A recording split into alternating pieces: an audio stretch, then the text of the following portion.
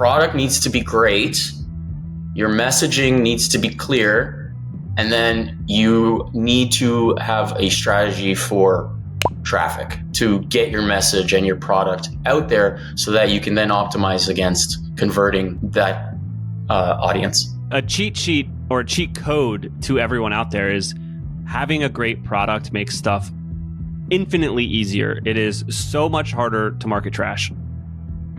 Honest Ecommerce is a weekly podcast where we interview direct-to-consumer brand founders and leaders to find out what it takes to start, grow, and scale an online business today. Have you hit a wall with performance marketing on Facebook and Google?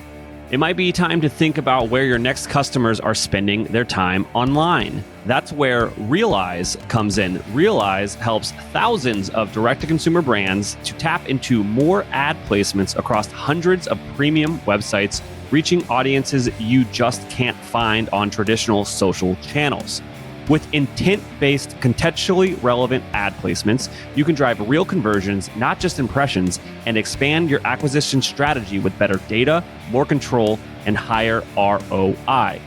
Realize helps you build high-performing AI-powered ad experiences backed by 17 years of data. And simple to set up, no bloated dashboards or complicated onboarding, so you can start scaling fast. You can also leverage your own first-party data to retarget people already in your funnel. So if you're ready to go beyond Facebook and Google and start reaching new audiences, head on over to discover.taboola.com/honest, and we can start the new year with a new performance channel. That's discover.taboola.com/honest, discover.taboola.com/honest.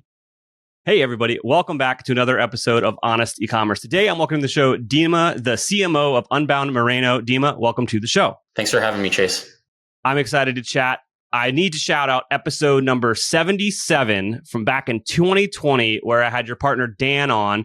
We're going to try to do our best not to rehash much of what Dan and I's conversation was about, but with 5 years of time, I'm sure a lot of people wouldn't mind hearing a few of those things again. But first and foremost, I guess, for anyone that's been living under a rock and they haven't heard of your brand, what's the quick elevator pitch? What types of products are you guys bringing to market over there? Okay, so Unbound Merino, we make travel clothing for people who want to minimize the amount of clothing that they want to pack on any trip that they might be taking, whether it's a short trip, or we have a lot of our customers are longer term travelers, digital nomads, or people just looking to simplify their wardrobe generally in their day-to-day life with high performance clothing.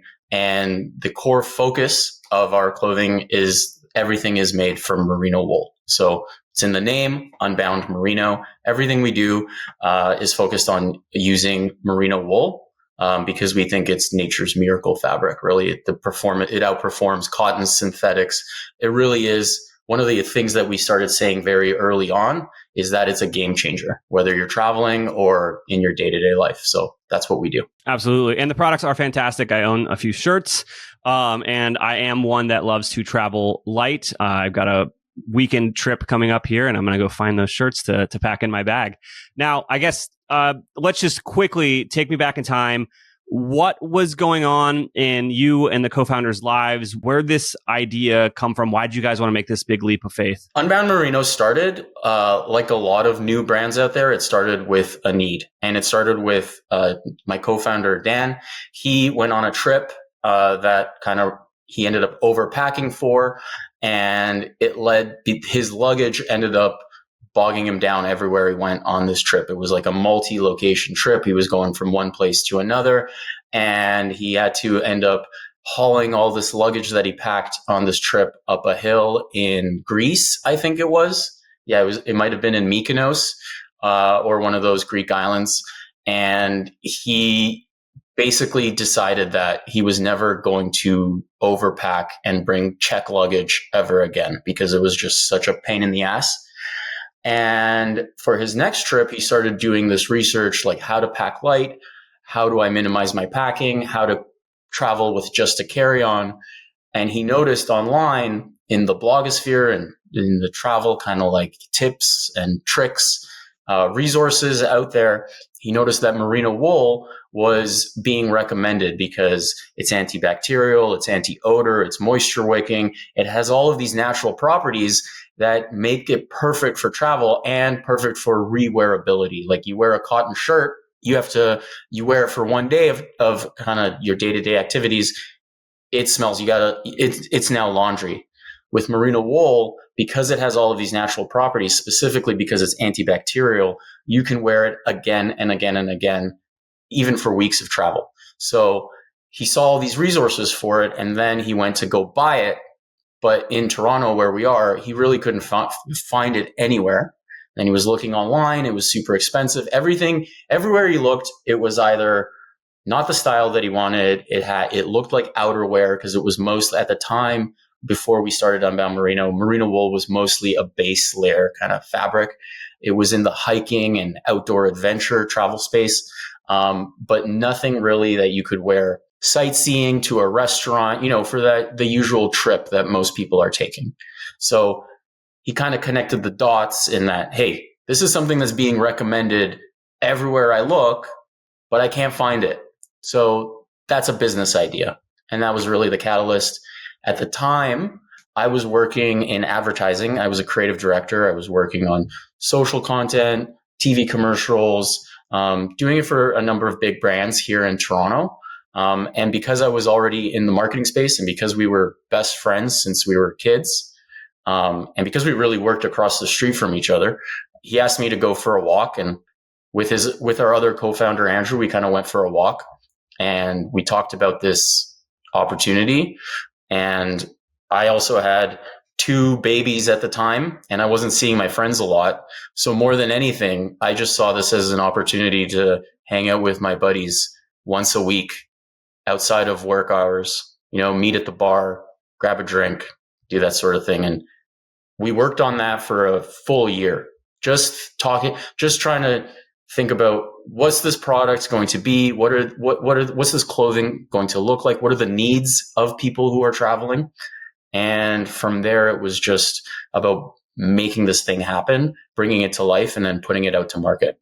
Running an e-commerce business means wearing a lot of hats: founder, marketer, customer service, logistics, and let's be honest, sometimes even therapist. But one thing you shouldn't have to stress about: business insurance. That's where Next Insurance comes in. Next is built specifically for small businesses, including e-commerce brands, making it simple to get the right coverage entirely online in just minutes.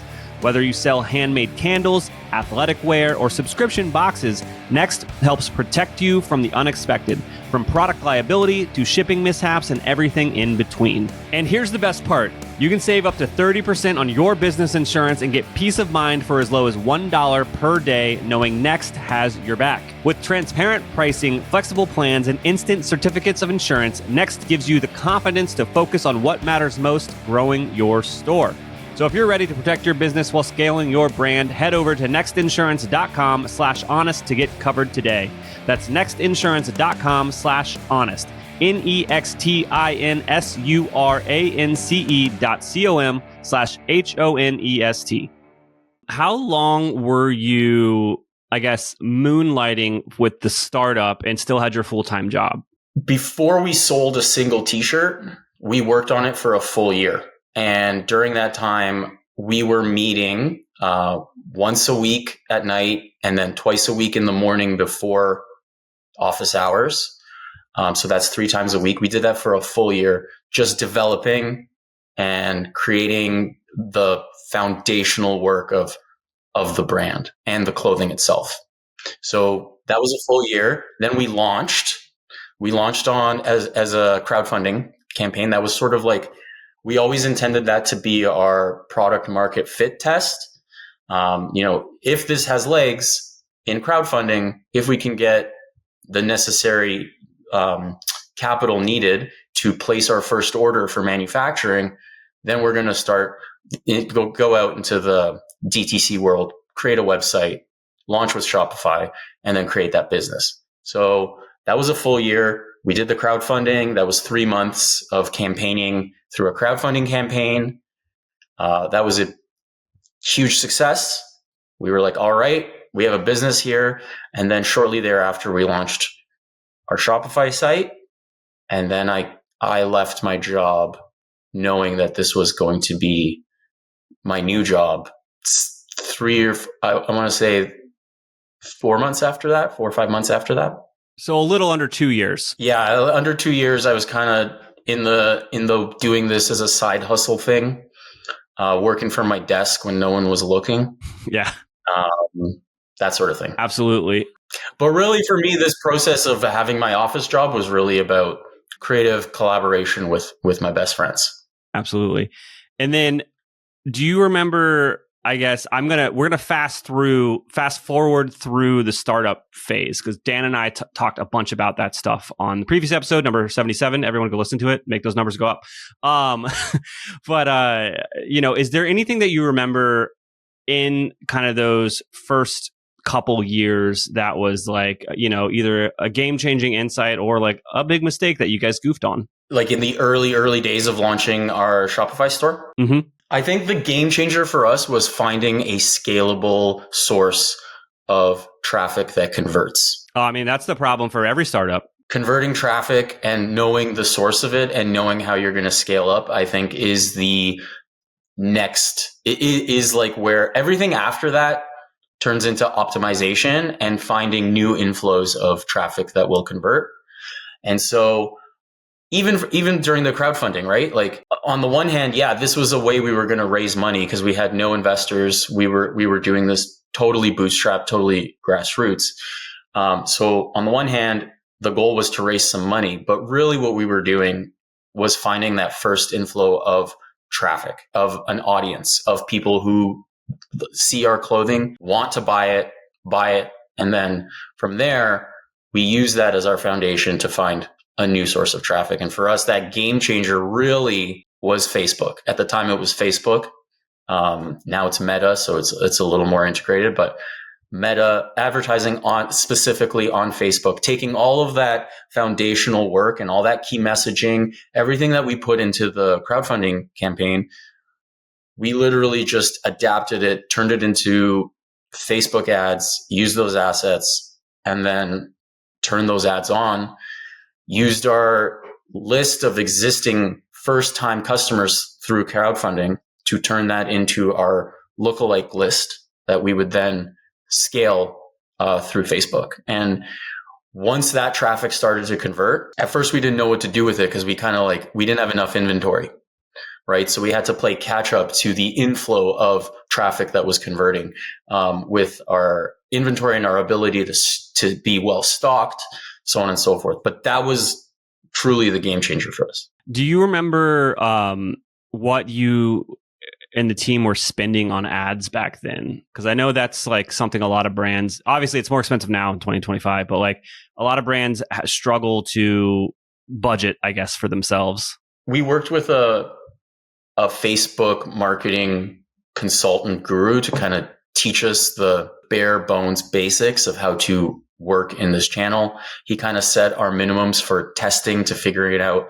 Okay, well, you got to have a minimum daily ad spend. Once you spend $1,000 on an ad campaign, then you can optimize and you'll know if you have something that has some legs. We kind of started with that, like figuring out, okay, well, if we spend $1,000 on this ad set, that means this could be a success if it's converting, and scaling from there. The one thing I will say is from the very beginning, we were optimizing for a profitable conversion because we were bootstrapped, because this was all very kind of like grassroots. We couldn't lose money on that purchase and expect that we were going to make it back on the second purchase or the third purchase. We weren't playing that game where you optimize for a 3 or 6 month lifetime value conversion.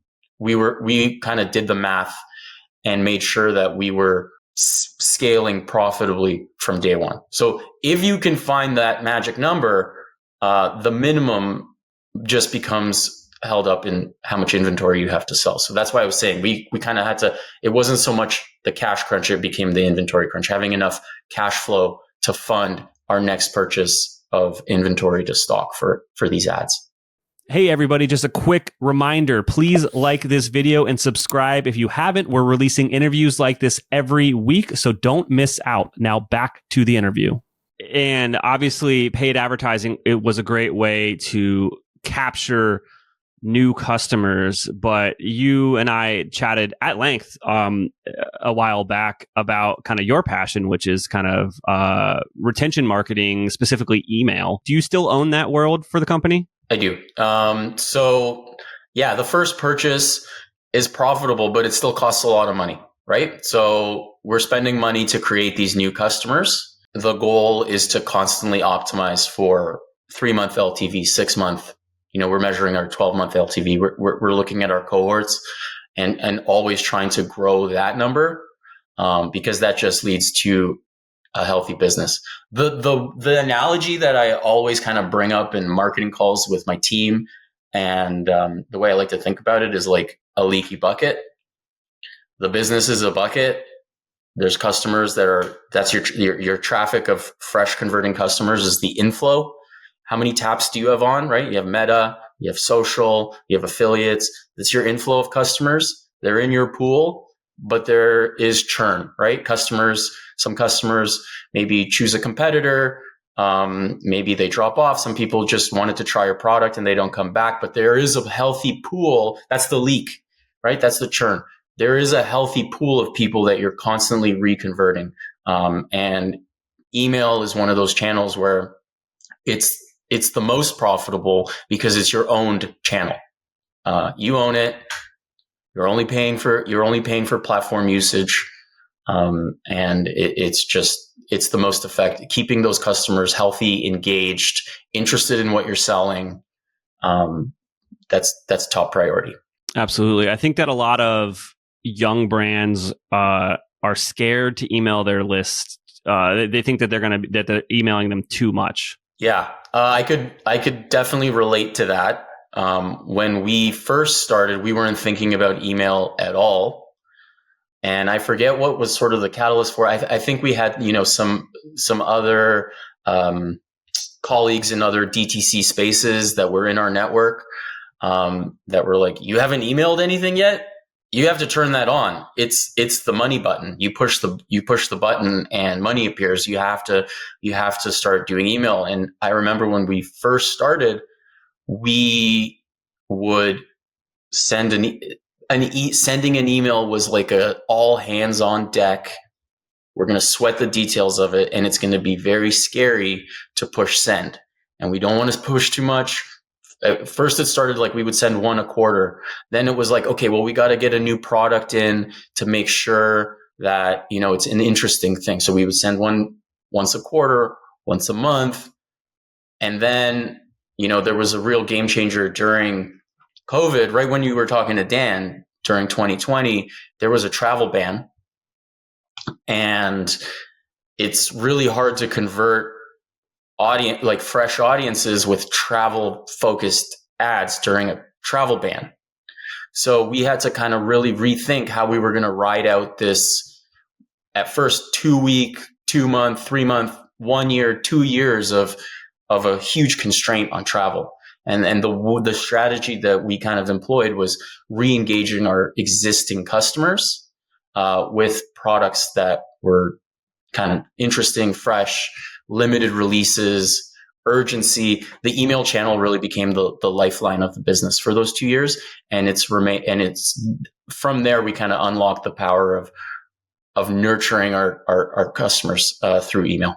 And since then, we've also plugged in SMS. So the two kind of work in lockstep. Absolutely. It's so funny you said that, like it was an all hands thing. You were belaboring over, the emails, and they had to be perfect. Would you say that the attitude about pressing send is a little more relaxed these days? It's interesting. I think our emails are way better than they were, because I think the craft and the strategy has just been refined, and we're just better at it, right? We've flexed that muscle. We've worked that muscle enough where I have a really keen, and we've done enough testing and so on and so forth, so that we've gotten much better at the channel, and we know what data to look like and the health metrics to kind of like make sure that it's a healthy channel for us. I think that sweating the details thing just came from like that novice, that knew that it was just new, right? So, when you're first driving, you're more worried about all the details, but that doesn't necessarily make you a better driver than someone that's more comfortable behind the wheel. I think it's one of those things. I still need every email to be held to a high standard, right? So, and I need it to be, one thing that I'm always thinking about when it comes to email campaigning is that is this something that's relevant for the people that are getting it in their inbox? Because I subscribe to a lot of brands just to be aware of what's going out there. Yeah, market research or whatever. Market research, yeah. And so my inbox is full of just other apparel brands, and I see what they're doing. I compare it to ours. And one thing that I am really interested in is when I'm thinking about what's our campaign cadence and what we're putting out there, is that it's fresh, it's relevant, it's timely, it has reasons to shop. That's always top of mind. I have been in business for nearly 20 years, and very few companies I have hired in that time have performed as well as Electric Eye. They have knowledgeable staff, and our project was delivered on time and on budget. Electric Eye has exceeded my expectations, and I look forward to working with them again. That is a direct quote from one of our clients at Electric Eye. Electric Eye is a Shopify Plus partner that has helped over 100 brands migrate, redesign, and optimize their stores since 2016. If you'd like to increase your conversion rate, average order value, and revenue per session, we are the true Shopify experts you've been looking for. Right now, we're offering a free diagnostic to qualified brands that reach out and mention the podcast.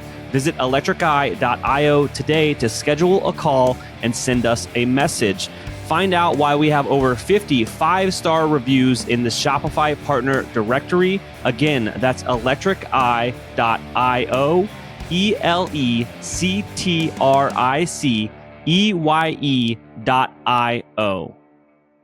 Yeah, and I think that you kind of mentioned that you got that muscle memory, and I think that the voice and just writing the emails over time does get easier, just because you now have an established voice and you know how you want to communicate with your customer. You have a constant feedback loop, right? So because we use Klaviyo, right? So Klaviyo, the data and the custom reporting that you can build, the feedback loop is immediate. So I know when I send a banger, and I know when something's soft, and I can look peek under the hood and kind of understand, the click-through rate on this one wasn't very good, or the click-through rate was high, but the placed order rate was low. Maybe we need to tinker with the conversion of the actual page. The email was great.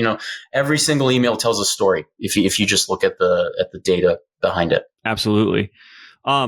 When we chatted a while back, I kind of proposed to you, if you were going to consult with a brand, in 2025, or if you were gonna, you started a new business, right? You're like, all right, I'm excited about this new idea. Would it be the same? Would you take the same approach, be it, crowdfunding into paid acquisition?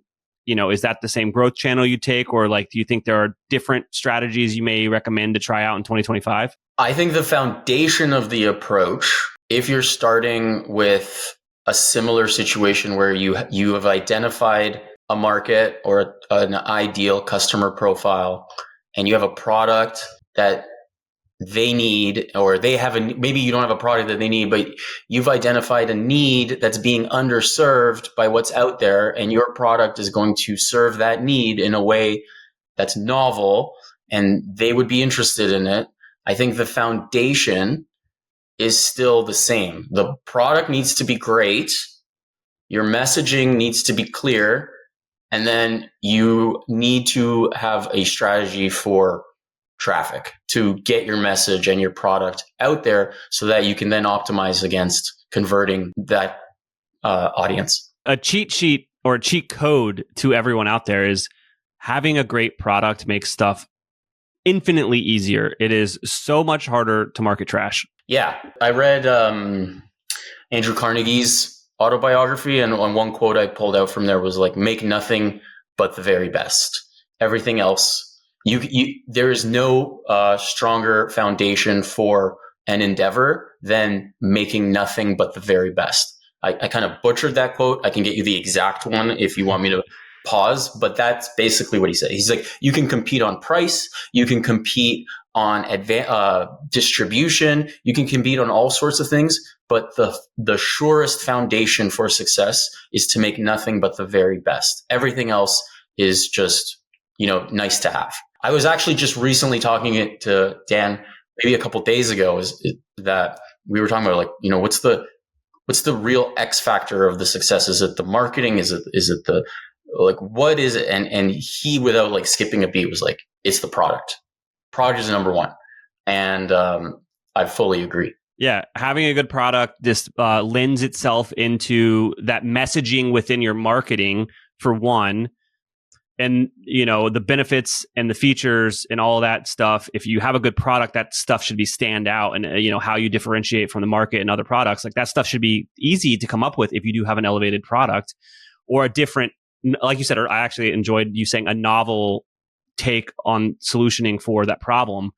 It should be easy to come up with these angles. And then, but to the flip side, to grow the business and retention, the absolute secret to retention is, that product rules and they like it and they would buy it again.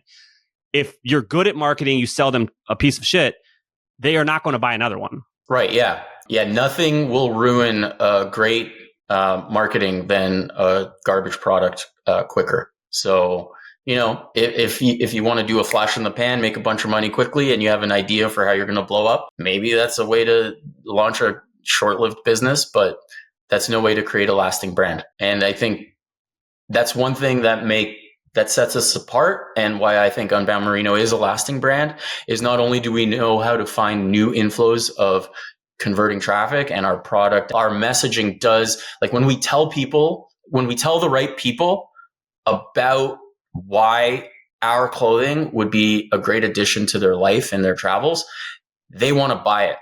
But the real thing, the real magic is when they use it. I'm going to use that word again. It's like, it is a game changer. If you've only worn cotton your entire life and you wear merino wool for the first time because we told you about it, you're an evangelist. It's changed your life. You never want to wear anything else ever again. So the product really is the X factor. Absolutely. Now, Dima, is there anything I forgot to ask you about today that you think would resonate with our audience? Now that I've been at this for like 9 years, I've ended up having a number of conversations with people who are just starting out, right? And I have this idea, or I'm building this brand. What do you have? And one thing that I've noticed is entrepreneurs, a lot of the time, I notice really get into the brand building side of their startup. They want the brand to be perfect. They want the logo to be the thing that's going to be on their store from here on to eternity, like 20 years from now. They just see it. And I can understand why, and that's kind of like in an entrepreneur's nature, is to really think big picture like that. And I think one piece of advice, and I think we've kind of covered it, but I can't stress this enough. It's like, your product is critical. Making sure that you're making something great is critical.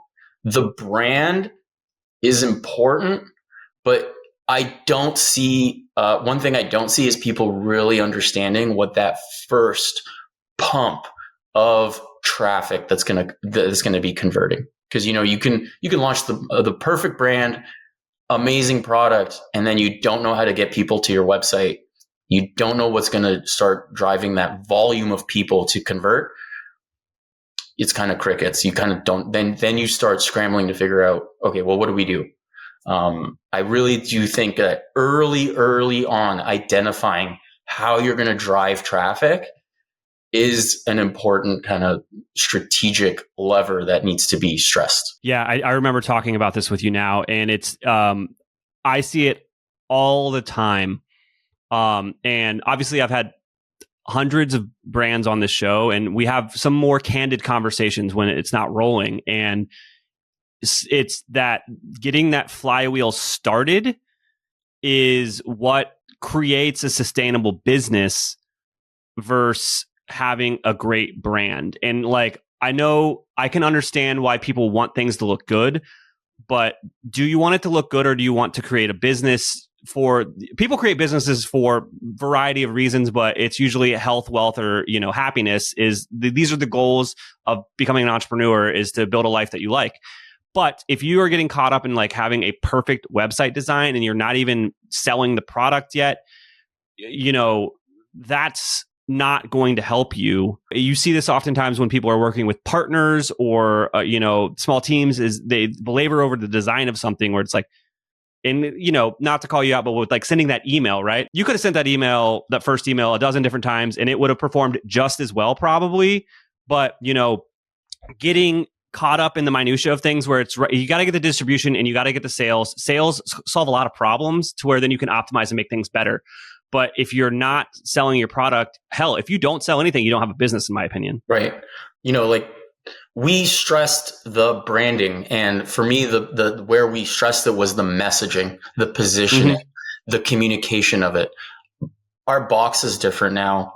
Our logo is different. Our website is entirely different. We launched with a template at first. Our advantage wasn't the perfect website. It was that, like I said, that game-changing, scalable, profitable hit and source of traffic.